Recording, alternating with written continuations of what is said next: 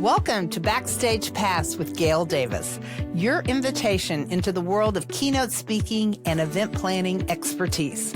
Join us as we pull back the curtain and dive into exclusive interviews with speaking industry experts. From seasoned speakers to master event planners, we're here to provide you with the ultimate backstage experience. Get ready to unlock valuable insights, tips, and strategies that will elevate your events and leave your audience inspired.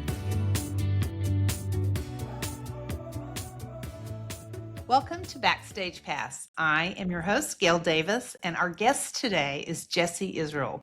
He came from the music industry, startups, and really high performance environments where burnout is very common.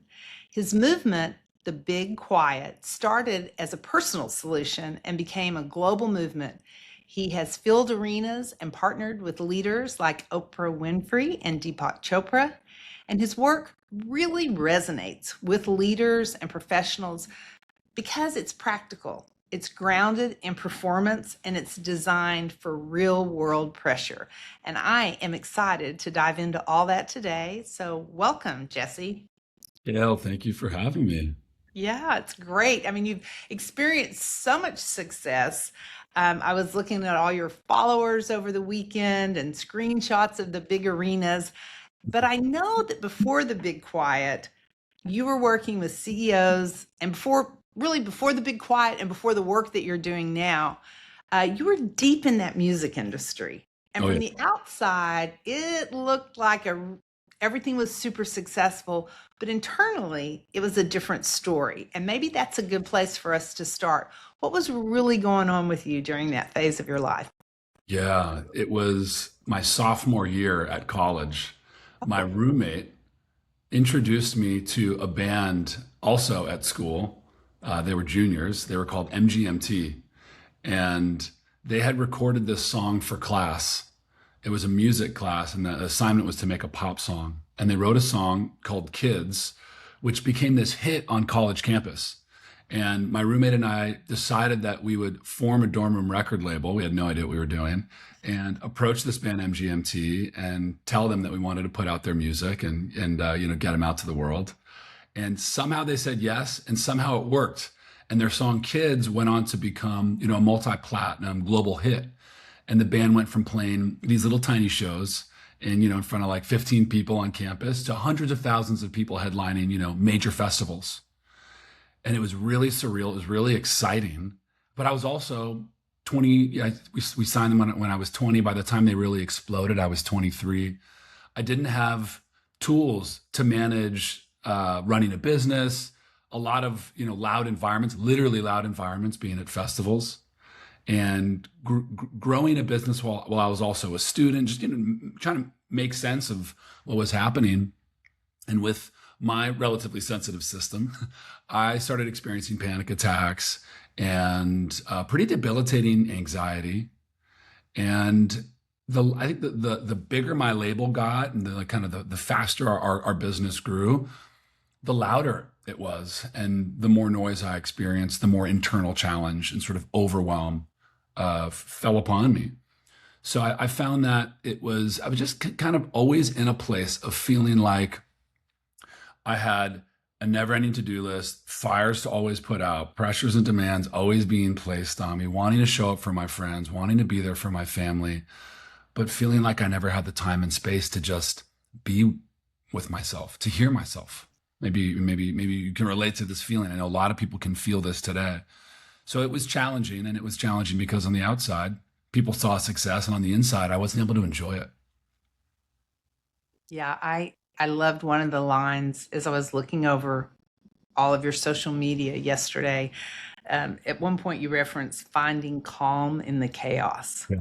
And that really resonated with me because there is so much coming at us.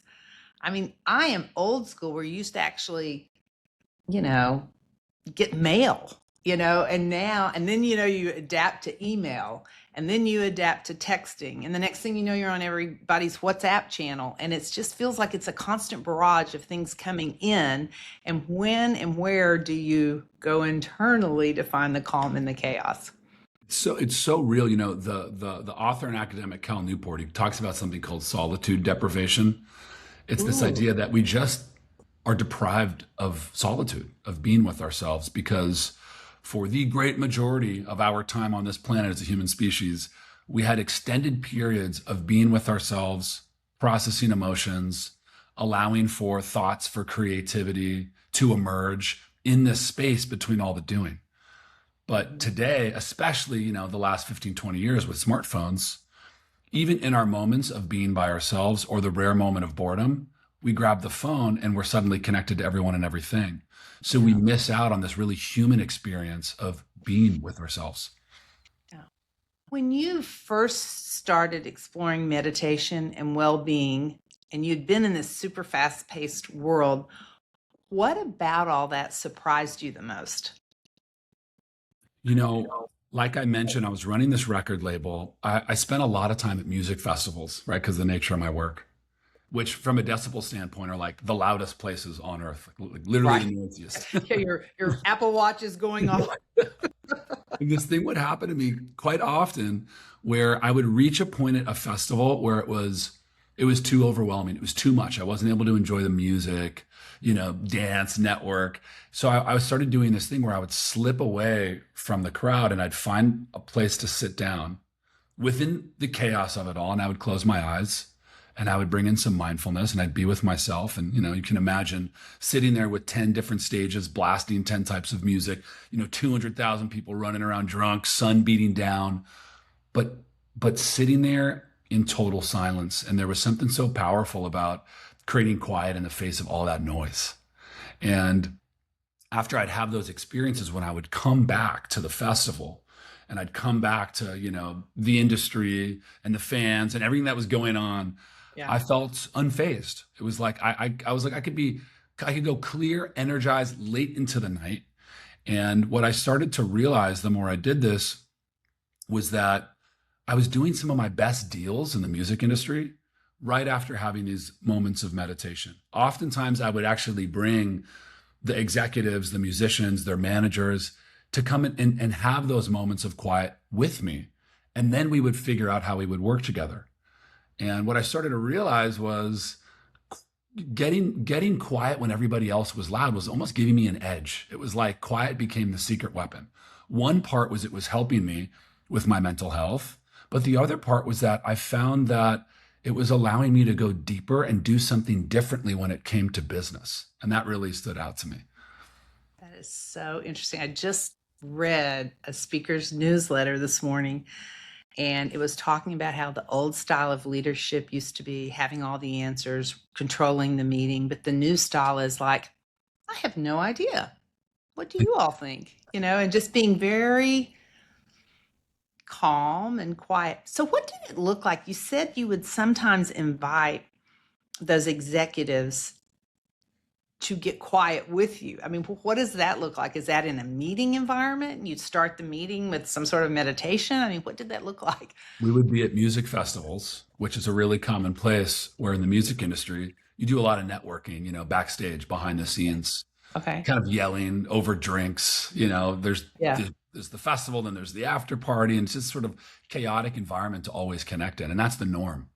So what I started doing is when I would slip away and have my little place to meditate backstage, I would just invite some of the executives to come with me, and we would sit and we would just get quiet together. So it's kind of the opposite of what everybody else was doing. What was their reaction to this? It was so different. What started happening was those executives that were interested and would join me, they would start to open up to me about how all of the noise, not just of the industry, but the noise of their lives was impacting them. And they would share with me that they were dealing with panic attacks or they were dealing with anxiety or, they were having issues with their sleep. I started to realize that inviting my peers in the music biz to get quiet with me, it created this entry point for a new way to connect. People opened up more. And then I would tell them about meditation after we'd experience it. I'd introduce them to an app or to some of my teachers. Eventually I learned and would be teaching these people, but at that time I Yes. wasn't. And it became really helpful for these individuals. And what I kept hearing from my peers in the industry was that when they found their own ways to bring mindfulness, quiet, solo time into their very noisy lives, they weren't just experiencing less stress. They found that their performance, ultimately their impact, their ability to connect with their artists, to create success within their labels and organizations, it was all increasing. And these were just sort of like the entry points into, ooh, there's something here. Yeah. So I know it started off as like a personal shift, and then you shared it with your industry colleagues. At what moment did you come up with the Big Quiet? And how in the world did you envision that you were going to do meditation with millions in a very public way? I started having these, they were almost like downloads that were hitting me when I would have these moments of meditation at the festivals where I would see the entire festival quiet, right? Instead of just like me and a few other people, it was 100,000 people totally quiet. And I just started asking myself, like, what would it feel like? What would it be like if instead of a band like MGMT, the band that we signed, instead of a band like MGMT on the main stage at a festival, what if silence was the headliner? What would that experience be like within the context of such a chaotic event? And I didn't know why I was kind of getting these downloads, having these visions. By the way, I wasn't speaking at all. I was actually quite afraid of public speaking. I'd have panic attacks before I'd give presentations in college in front of 10 students. So I was very much a behind the scenes guy, but I was getting these downloads. So I didn't know what to do with it. And I did what I did with kind of all the tough conversations in my life. I'd go to my grandfather. I called him Pa. And there was a very distinct conversation where I came to Pa and I was like, trying to make sense of, I'm really passionate about meditation, making quiet, but I run this record label, but I'm behind the scenes. And I'll never forget the combo. Pa said to me, he said, follow what you love. And if you keep doing it, the answer will emerge for you. And I remember at the time thinking, this feels a little cliche, like do what you love thing. You kind of always hear it. Yeah. But Pa, his eyes started to well up when he told me this. And he told me that his biggest regret in his life was having never really followed the things that he loved and found creative ways to bring it into his work. And it was after that conversation where I said, all right, I'm going to start organizing more meetups with more people in the music biz. And it wasn't just at festivals. I started doing them at my friends' office spaces. I started doing them every month. They started growing. And, it was 20 people, it was 30 people, it was 50 people. And then eventually we had hundreds of people showing up. And I got the invite to lead a mass meditation at a major festival in New York City, right at Central Park. And I decided, let's call this thing the Big Quiet. I actually formed a new business, brought on a small production team and a manager and just a great crew of people. And we started partnering with the most iconic places in New York City to bring moments of quiet and to gather thousands of New Yorkers, Madison Square Garden, the top of the World Trade Center. And along the way, I was learning what it felt like to be on stage, to speak, to teach, to share this thing that I was so passionate about, while also battling, my own anxiety and fear of speaking publicly. And it was this really cool, challenging, beautiful experience of building what would become the Big Quiet. That is so awesome. How did you eventually get the opportunity to go on tour with Oprah? That's a big jump. I'm curious about how you got the opportunity and then what you really learned from that experience. When we were around the 4 or 5 year mark of doing the Big Quiet, by that point, we were touring the Big Quiet like we would tour bands at my label. So we would go on the road and we would bring the Big Quiet to really cool, iconic places in different cities. And in 2019, we did a 10-city mass meditation tour. And at one of the tour stops, it was in Chicago at the Museum of Natural History there. Oprah's team, a lot of them are based in Chicago. They came to the event. They just wanted to check it out. And it was right at the end of that event, they came up to me and they said, we think Oprah would really like what you're doing. She's into meditation. She's a really big proponent of finding interesting ways to bring mindfulness and quiet into our modern lives.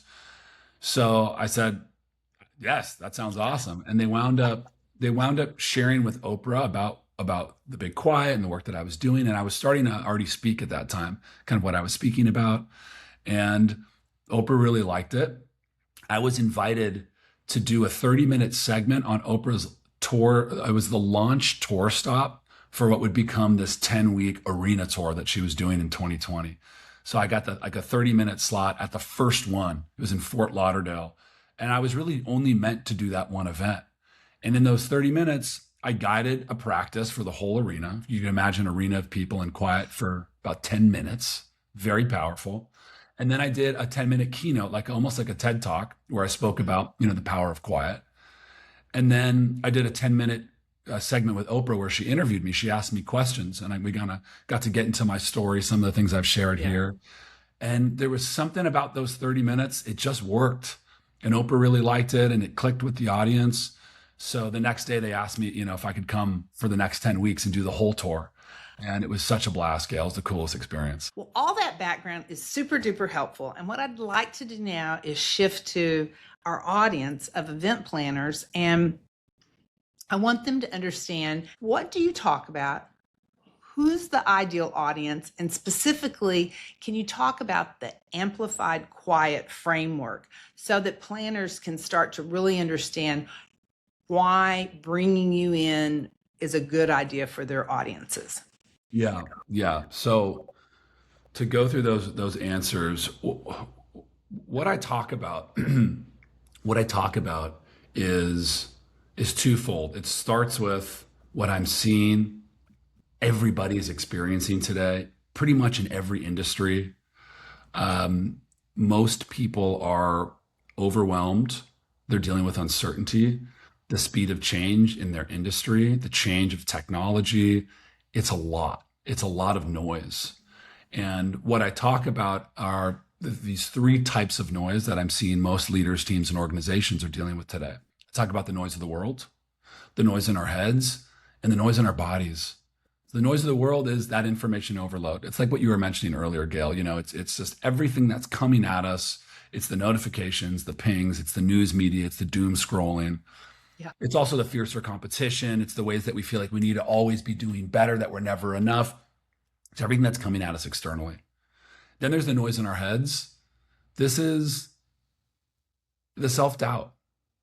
It's the comparison to other people. It's the not enoughness. It's the imposter syndrome. It's the stories we tell ourselves to keep us small and safe. And what I find is that most people at an organization are dealing with this. If they're entry level intern, if they're the CEO, the noise in our heads, that voice in our heads is often really loud. And then the noise in our bodies is just what we're feeling inside. It's the result of what the body is holding. So it's the exhaustion, it's the burnout, it's the anxiety, it's the dysregulation of the nervous system. So what I talk about is helping people understand the types of noises that we're dealing with, and helping people understand that it's this noise, it's all of this noise that really blocks us from what's possible. It's this noise that blocks us from bringing the best of who we are to our teams and our organizations. It's this noise that blocks us from accessing our creativity, our clarity, from accessing our truest voice, from accessing the truth of who we are. So in my speaking work, after identifying these types of noise, I share the Amplified Quiet Framework, which is essentially an unexpected set of practices and principles that I'm seeing that the roughly 1% of top leaders are using today to effectively quiet all three types of noise. I'd say quiet, cut through, tune out those three types of noise so they can access more of the greatness that's within themselves and their teams, and bring it to their work, bring it to their families, bring it to their communities. My belief system is that as humans, we have this enormous well or reservoir of power and potential within us. And that most people today, we're accessing a tiny fraction of what we're capable of. And it's because of how blocked we are by noise. So when leaders, organizations, and teams can learn how to effectively quiet that noise, they can access more of that reservoir and really just kick ass in their work and in their lives. So the last thing that you asked was, where does this kind of work best with organizations? Right. What industries, what organizations? What I'm seeing pretty consistently is every industry, if it's corporation, if it's an association, if it's the personal development work that I do, most humans are dealing with this stuff right now. So the way that I'm able to kind of help planners or buyers understand where I best fit in is by getting clear about really what they want to get out of an organization, what they want to get out of an event. Because everybody's dealing with this stuff, but what do they really want to get out of the event? I'm seeing that I get booked a lot for organizations where or events where they want their people to feel something, where they're looking for them to feel inspired, motivated, to bring a new energy into the group or into the norm of what they're experiencing. I am a big believer that when I'm teaching and sharing this range of practices, that it's done through storytelling. I'm interested in giving people goosebumps, bringing tears to people's eyes. I believe if people can really feel when they're learning, they're going to really implement it. So, those kind of opening, closing keynote slots that are about really moving people and emotion, I find that fits really well. But I also find that the best client fits are also when planners or buyers are looking for someone to come in and not just say the usual thing about performance or leadership, but they're looking for new ideas, new ways to challenge the status quo. I mean, what I talk about, people aren't usually talking about. Essentially, what I say is, when you learn how to quiet the noise, you can unlock what's possible in your organization. So it's a new approach to what I think a lot of people want. Yeah. It's like getting quiet is an escape. It's a tool. 100%. It's not about checking out from the world. It's about checking back in with yourself, your team, your organization. Yeah. That's awesome. When I think of types of meetings, the year usually starts off with a lot of global sales kickoffs, sales hype meetings, and then it kind of rolls into incentive trips, which often include spouses, partners, and then there's leadership management meetings. When you hear those terms, is there one that jumps out to you like, oh, I love a good sales kickoff, or I like to be there with an incentive trip, or I love leadership? Do you have a preference? This is what I can say about that, because I've spoken at all of those events and often do. What makes me most excited about that range is less so the type of event or the type of industry. It's really about the group and if they're mission driven. If they're a purpose driven organization, or if the people at that specific event are really, they're clear about why they're doing the work that they're doing, I find that it's a great fit, because that's a big part of what I talk about.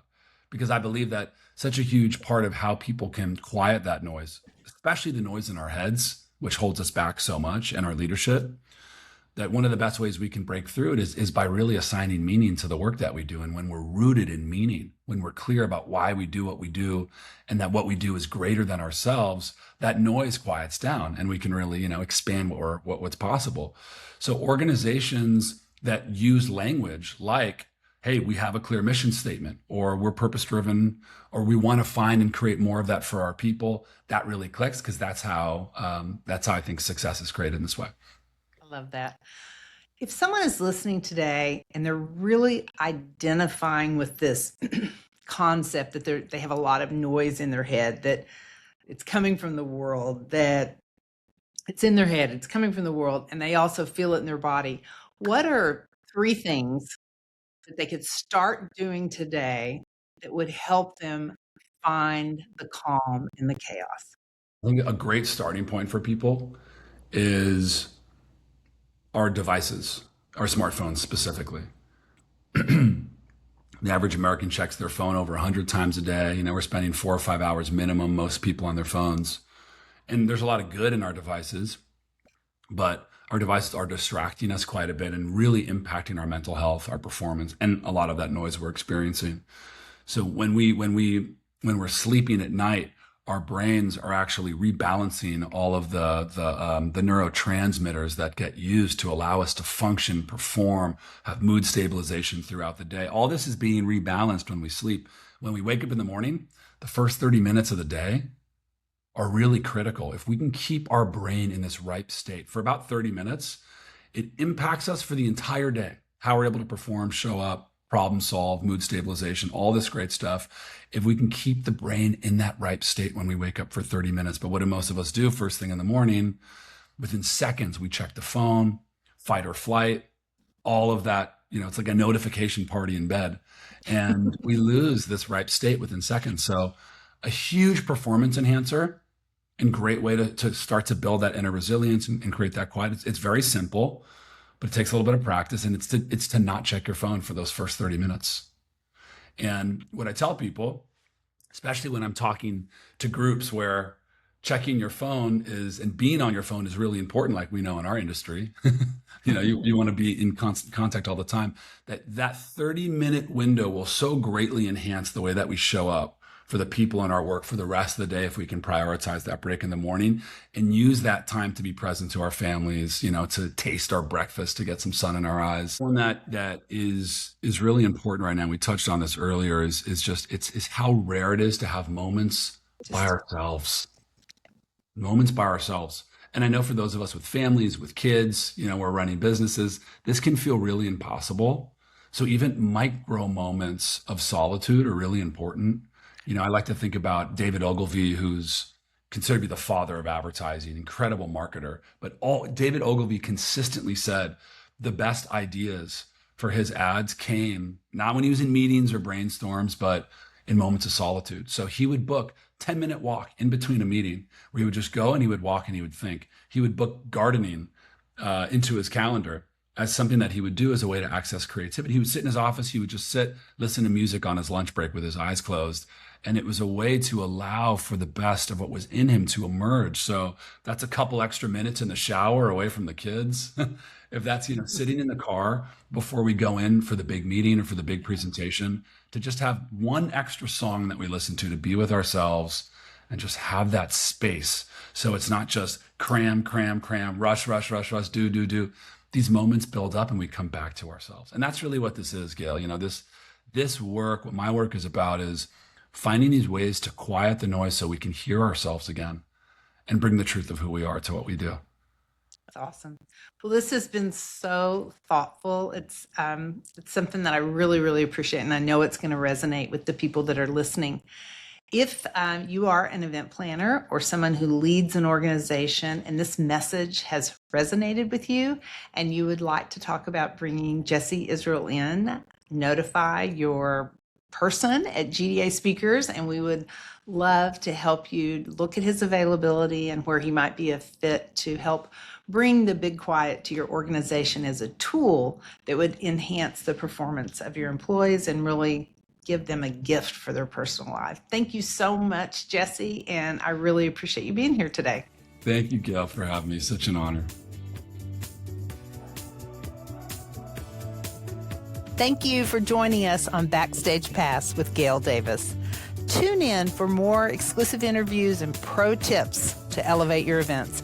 Don't forget to subscribe and share your thoughts with us. We'll catch you next time behind the curtain on Backstage Pass.